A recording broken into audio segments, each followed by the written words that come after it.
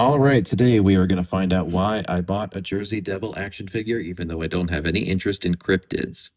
Here we go. So this is the Jersey Devil, as done by Four Horsemen Studios for their Figura Obscura line. The Jersey Devil is a urban legend cryptid thing, and honestly, that's not my wheelhouse, so I'm not going to dig much more into that, but that is what you are looking at. So let's move on to... So let's play with this toy. This guy is quite large, but he's got that usual Four Horsemen feel, very, very well put together. And is he showing up on camera? Oh my gosh, he's so big. But yeah, he is a lot of fun to pose. It's kind of exciting because this is the first, I'm pretty sure this is the first double jointed limb that we've ever gotten from Four Horsemen Studios. And that is very exciting. I've got a couple of their Knolls pre-ordered, and I cannot wait to play with those. Yeah, this guy feels like a good product. He's sturdy. He's got some nice weight to him. That definitely is due to the wings. Speaking of the wings, though, I've got a few problems with them. They don't stay on very well, unfortunately. So what's going on here is these plug into his back, and they are actually plugging through this headpiece. So with little effort, I'm going to get one of these off. And you can see here that we've got a peg hole that is through this piece that is overlaying the torso. So it's a little frustrating that those don't stay on, or is it? You'll find out why I don't care later. But yeah, I'm not the only one who's complained about this. I think they just missed the mark a little bit on making these easy to plug in because they have to go through this piece. So let me pop this off real quick. If you haven't messed with Four Horsemen figures before, everything comes off, which is a great thing. So when you plug the wings in without that piece in the way, they actually stay on a lot better because there's more room for the pig to really get in there. So now that, much better. So if you want like a spooky gargoyle guy without that head in particular, these wings fit on just fine. I'm going to pop that off for a second. We'll just play with the figure a bit more. Let's get your head back on, sir. There you go. Still a very cool, monster figure to play with. He's got a bendy tail that is fun to mess around with. It's also on a little joint there, so you can move it around, but also bend it to do whatever you want to do with it. Works great as kind of a little kickstand if you need him to stay up. Back him up a little bit. Oh, actually, I forgot to mention too, speaking of first double joint, I think there's definitely some growing pains they're working through. I've seen a lot of people losing these knee pieces. And you can see here what it's supposed to look like. I don't know where this got to. I think it might not have even come with one, so I'm going to be reaching out to their customer support to see if they can send me one of these little doodads. The tail popped off. So this also kind of is hard to plug in.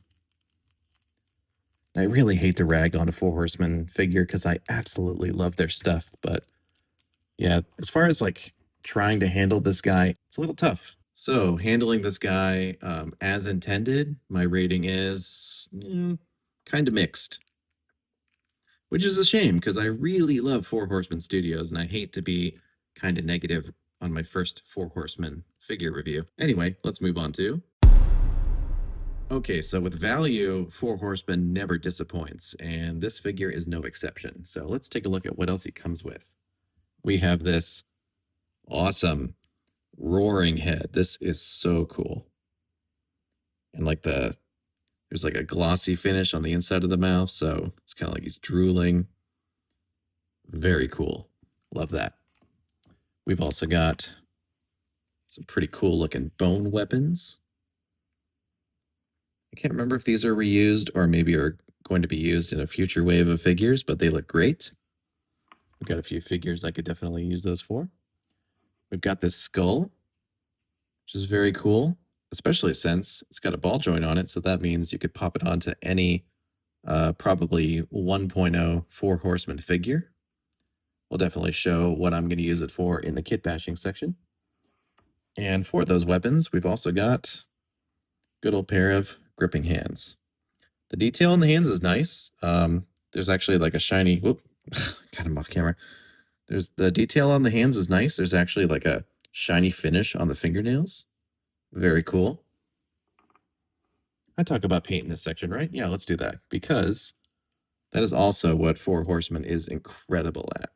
Their figures, may be a little behind on articulation at times, but you can always count on incredible sculpt and painting, and this figure is no exception. And there's a few other fun doodads as well. We got this stand here, which I guess this used to be something they included a lot. This is my first one. I only got into Four Horsemen figures like last year, but it's kind of funny to see one of these again. The last time I saw a stand that worked this way, where you can adjust the gripper here. Last time I saw one of these was on those older Play Arts Final Fantasy figures. I used to have a whole bag of those stands laying around. In fact, maybe I do. Hold on. There it is. Also, I'm not really a box guy, but I do really like the boxes for Figura Obscuras because they usually have cool information about the figure on them. This is Jersey Devil, so they got that original goofy illustration. And we got this really great background here, and this magnetically attaches to the box, which is really nice. And this is the insert from the box. It's got a cool map of Jersey Devil sightings. Very nice. And then there's this fun little booklet that has additional information about the Jersey Devil, about the figure. All very cool stuff. And since I forgot to do part swaps in the handling part, let's do that now. Popping the head off. Oh, there go the wings. Popping the head off. No problem. Popping the other one on. Is he on camera even? Yep. Let's pop that out. Get out of here. Let's pop this in. This is kind of hard, actually. The plastic back here is very sharp. It's kind of hard to brace, get on there, but still not too hard to get the head on there. And come on, look at that. That is, that's cool. So as far as value goes, thumbs up. All right, let's see how this guy fits in with other figures. Let's start off with Operation Monster Force. I love this line, and he fits right in with them. We've got the Donner Party and my kit bashed Dracula. My kit bashed Buffy the Vampire Slayer on a G.I. Joe classified body. And Mezco 112 Blade, 1000 Toys Hellboy, and Nika Detective Broadway. Looking at this guy, he actually would be great in a Gargoyles display. Operation Monster Force Kilowog and Fury Planet Crocker, a kit-bashed Savage Crucible Lizard Man, and Laia Alapex from Lato Toys. G.I. Joe Classified Road Pig and McFarlane Toys Doomslayer. Some legally distinct, definitely not Resident Evil figures from Patriot Studio and Bro Toys. Some kit-bashed 1.0 Mythic Legions figures. Boss Fight Studios Red Sonja and Frazetta Girls Conan. Can barely fit these guys in. We got McFarlane Toys Caveman Batman and Zesray Studios Minotaur. Definitely not Kratos from Bro Toys and Fresh Monkey Fiction Barbarian Santa Claus. Animal Warriors of the Kingdom Pale and a kit-bashed Mythic Legions 2.0 figure. Mezco 112 Gotham by Gaslight Batman and a Figma Bloodborne Hunter. I think if you want this guy to be imposing in photos, definitely putting him with slightly smaller figures like the Bloodborne Hunter here is the way to go. Figma Black Swordsman Guts and a Joy Toy Emperor's Champion. All right, let's see what this figure is actually capable of. So let's see what kind of poses we can get him into. I really do like this updated articulation. Yep, there go the wings. So let's see here.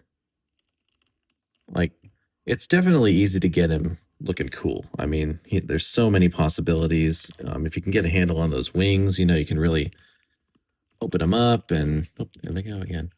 Really open them up and get them into some cool, kind of monster gargoyle type poses. Complaints about the overall potential, even though, like I was saying in the handling section, It is a little annoying sometimes because you got wings falling off, but oh, there they go.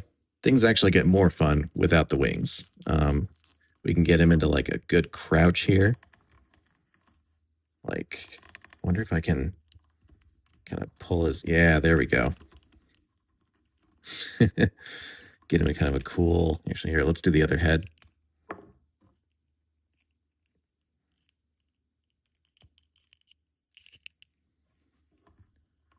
Yeah, get him in kind of more like spooky pose like this. Let's get rid of that tail, actually. And guess what?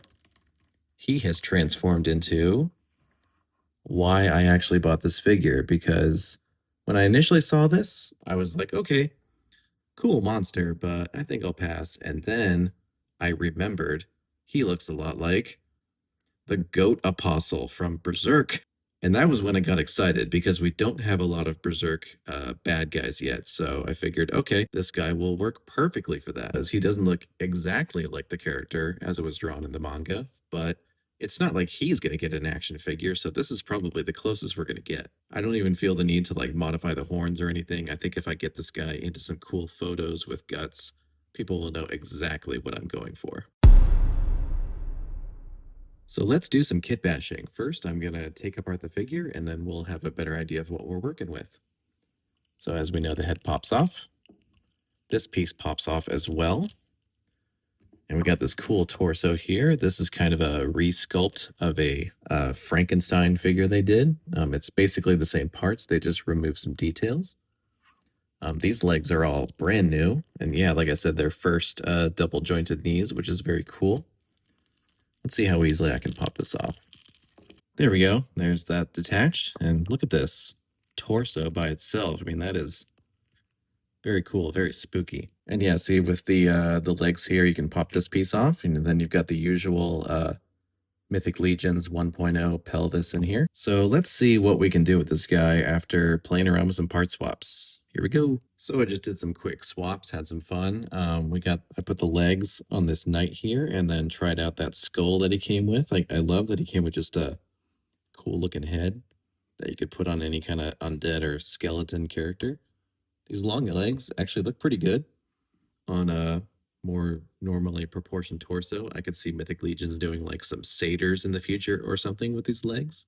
And then what we've also got is I really like this torso on a normal set of legs because it makes the arms kind of like the arms are really long, gives them kind of a lanky. You know how like some like Dark Souls enemies are just kind of off-putting because their proportions are a little weird. I was surprised that this head actually works pretty well without the what do you call this, like the neck fur piece. When you kind of like angle the peg for the ball hinge forward, it actually fills in pretty well.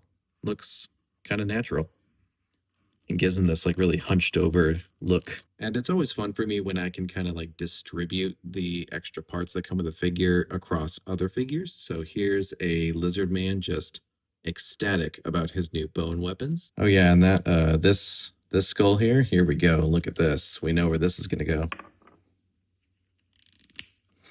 Oh, now we're talking. Look at that. Let's get the hood on there. Yes. Yeah. So yeah, I mean, like it's almost not even a question. Anytime I review a Four Horsemen figure, kit bash potential is of course going to be massive thumbs up. Actually, you know what? 2 thumbs up. All right, and to wrap things up, let's get him into the case. We are headed for the Berserk display because for me, this guy is not the Jersey Devil. He is the Goat Apostle. Slide that open. Let's see. Yeah, let's do right here. There we go. Perfect. Well, that does it for this review. Thank you so much for watching, and I hope you'll come back for the next one. Bye.